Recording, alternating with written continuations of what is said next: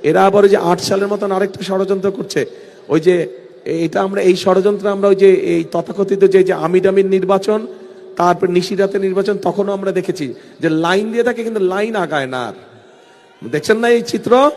মনে আছে এই কিছুদিন আগেই তো ভোট কেন্দ্রের সামনে লাইন, কিন্তু লাইন আর নড়ে চড়ে না রে বাবা। কাজে এইগুলা ব্যাপারে সতর্ক থাকতে হবে যে লাইন নড়ে না এখন, আর ভিতরে ওইদিকে সিল বানা শুরু হয়ে গেছে। কাজে এইগুলা ব্যাপারে সকলকে আপনাদের সতর্ক থাকতে হবে।